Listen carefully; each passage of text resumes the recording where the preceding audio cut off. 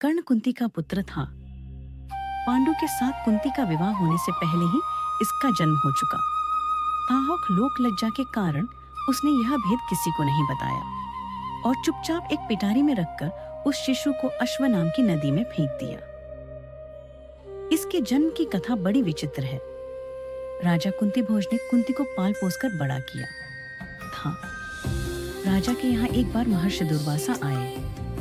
कुंती से उनका बड़ा सत्कार किया और जब तक वे ठहरे उन्हीं की सेवा शुश्रूषा में रही। इसकी इस श्रद्धा भक्ति से प्रसन्न होकर महर्षि ने उसे वार दिया कि वह जिस देवता को मंत्र पढ़कर बुलाएगी वही आ जाएगा और उसको संतान भी प्रदान करेगा। कुंती ने नादानी के कारण महर्षि के वरदान की परीक्षा लेने के लिए सूर्य नारायण का आवाहन किया।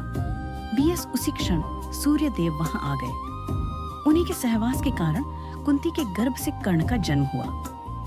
जब पिटारी में रखकर इस शिशु को उसने फेंक दिया तो वह पिटारी बहती हुई आगे पहुंची। वहां अधिरथ ने कौतूहलवश उसे उठा लिया और खोलकर देख तो उसमें एक जीवित शिशु देखकर वह आश्चर्य करने लगा। अधिरथ उस शिशु की निरीह अवस्था पर करुणा करके उसे अपने घर ले आया और उसका पालन पोषण करने लगा। उसने उसे अपनी संतान समझा।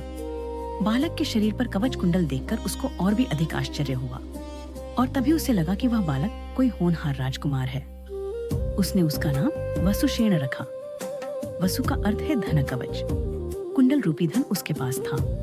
विधाता ने ही उसको इसे दिया था, इसलिए उसका नाम वसुषेण उचित ही था। वसुषेण जब कुछ बड़ा हुआ तो उसने शास्त्रों का अध्ययन करना आरंभ कर दिया। वह सूर्य का उपासक था। प्रातः काल से लेकर संध्या तक वह सूर्य की उपासना ही किया करता था। दानी भी बहुत बड़ा था। उपासना के समय कोई भी आकर उससे जो कुछ भी मांगता वह बिना हिचकिचाए उसको दे देता था। अमूल्य से अमूल्य वस्तु से उसको मोह नहीं था। उसका गौरव तो दानवीर कहलाने में था और अपनी कृत्यों से उसने वास्तव में यह सिद्ध भी कर दिया कि वह दानवीर था। उसके समान दानी कौरवों और पांडवों में और कोई नहीं था। उसका परिचय तो हमें उस समय मिलता है जब इंद्र ब्राह्मण का वेश धारण करके उसके पास उसकी अमूल्य निधि कवच कुंडल मांगने गया था। उस समय कर्ण ने देवराज का स्वागत किया था और सहर्ष अपने कवच कुंडल उतारकर दे दिए थे। दान करते समय अपने हित या अहित विचार वह नहीं करता था। यद्यपि सूर्य भगवान पहले उसे मना कर चुके थे कि वह इन कवच कुंडलों को किसी को भी न दे, लेकिन दानवीर कर्ण किसी याचक को निराश करके वापस लौटाना तो जानता ही नहीं था। कर्ण के इस साहस के कारण ही उसका नाम वैकर्तन पड़ा था। यदि इस कवच कुंडलों को वह नहीं देता तो कोई भी योद्धा उसे युद्ध में परास्त नहीं कर सकता था। इंद्र ने अर्जुन के हित के लिए ही इनको मांगा था, क्योंकि इनके बिना अर्जुन कभी भी उसे नहीं हरा सकता था। फिर भी उसके इस अद्वितीय गुण से प्रभावित होकर इंद्र ने उसको एक पुरुष घातिनी अमोघ शक्ति दी। उस शक्ति से सामने का योद्धा किसी भी हालत में जीवित नहीं बच सकता था और उसको कर्ण ने अर्जुन के लिए रखा था।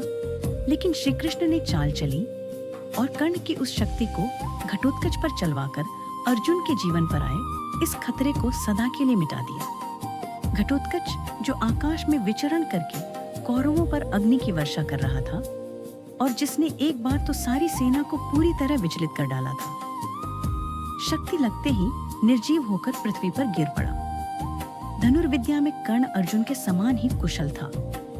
एक बार जब महाराज धृतराष्ट्र की आज्ञा से कौरव पांडवों की अस्त्र शिक्षा की परीक्षा के लिए एक समारोह किया गया था, तो अर्जुन ने अपने अस्त्र शिक्षा के कौशल से सबको चकित कर दिया था।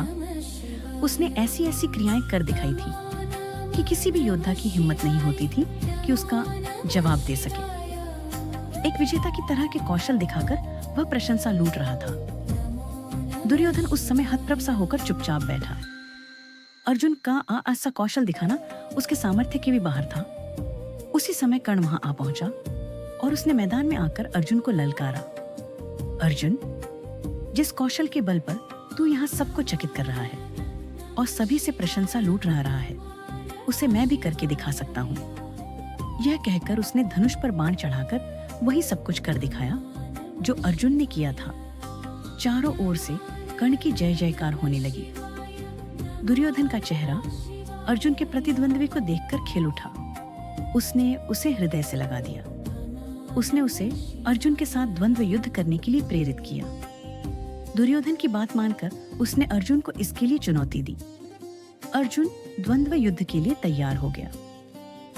अब झगड़ा बढ़ने की आशंका थी, इसलिए कृपाचार्य ने बीच में हस्तक्षेप करते हुए कहा कि राजकुमार के साथ राजकुमार का ही द्वंद्व युद्ध हो सकता है। चूंकि कर्ण सूत के द्वारा पाले हुए हैं, इसलिए इनके गोत्र कुल आदि का ठीक ठीक पता न होने के कारण इनको अर्जुन से द्वंद्व युद्ध करने का अधिकार नहीं है। बस यह ऐसी समस्या थी जिसको कर्ण हल नहीं कर सकता था। वह हक्का बक्का सा अर्जुन का मुंह तार का रह गया। दुर्योधन को भी इससे धक्का लगा, क्योंकि कर्ण के द्वारा अर्जुन का मान चूर्ण करने की उसकी ही तो योजना थी। जब कर्ण इस दुविधा में पड़ा हुआ आगे अपने पैर नहीं बढ़ा सका, तो दुर्योधन ने उसे राजाओं की श्रेणी में लाने के लिए अंग देश का राज्य दे दिया। राजा होने के नाते अब वह अर्जुन या अन्य किसी राजकुमार के साथ युद्ध कर सकता था। वह इसके लिए उतारू भी था, लेकिन संध्या होने के कारण यह वाद विवाद थम गया और सब अपने अपने घर चले गए। बस फिर जीवन में सदा ही कर्ण अर्जुन से प्रतिद्वंद्वी के रूप में मिला। अर्जुन से ही उसकी विशेष रूप से शत्रुता थी। वह उसकी प्रसिद्धि को सह नहीं सकता था। अनेक स्थलों पर वह अर्जुन के सामने आया, लेकिन अपना कुल गोत्र न बता सकने के कारण उसे सामने से हटना पड़ा।